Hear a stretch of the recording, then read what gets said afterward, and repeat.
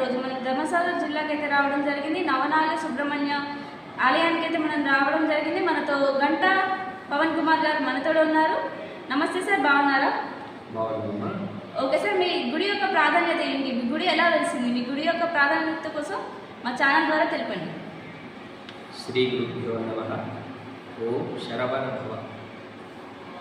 మనకు హన్మకొండ జిల్లా ధర్మసాగర్ మండలంలో క్యాతపల్లి గ్రామంలో తెలుగు రాష్ట్రాల్లో సర్పదోషాలకి ప్రత్యేక పరిహార క్షేత్రంగా విరాజిల్లుతున్నటువంటి శ్రీ ఔషధీశ్వర మానసాదేవి సహిత నవనాగ సుబ్రహ్మణ్యేశ్వర స్వామి దేవస్థానంలో ప్రతిరోజు కూడా విశేష పూజలు నిర్వహించడం జరుగుతుంది.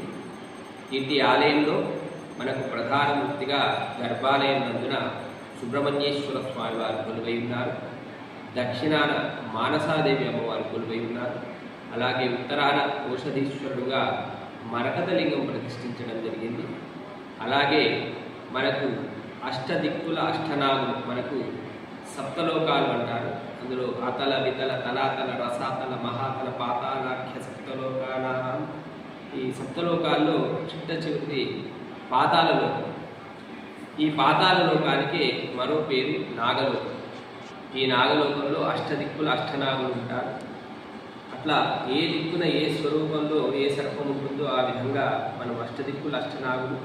అలాగే మధ్యలో కోటి నాగ ప్రతిష్ఠ స్తూపం అంటే సర్పరూపంలో ఉన్నటువంటి సుబ్రహ్మణ్యేశ్వర స్వామి ఒక ధ్వజస్తంభం లాంటి శిల ఇచ్చి ఆ శిల మీద ప్రతిష్ఠించడం జరిగింది. అందులో సర్పదోష పరిహారార్థము కోటి నాగులు ప్రతిష్ఠించే విధంగా కూడా ఇక్కడ ఏర్పాటు జరిగింది.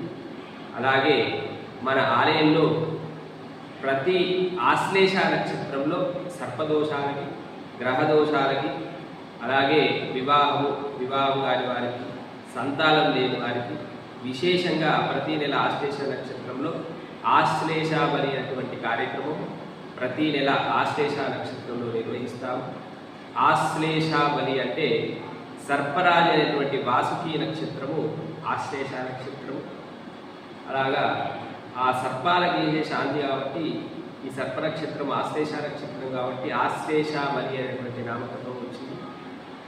ఈ ఆశ్లేషాబలి రోజు విశేషంగా సర్పారాధన, హోమము, అలాగే స్వామివారికి అష్టోత్తర ఘటాభిషేకము, నవనాగులకు వచ్చిన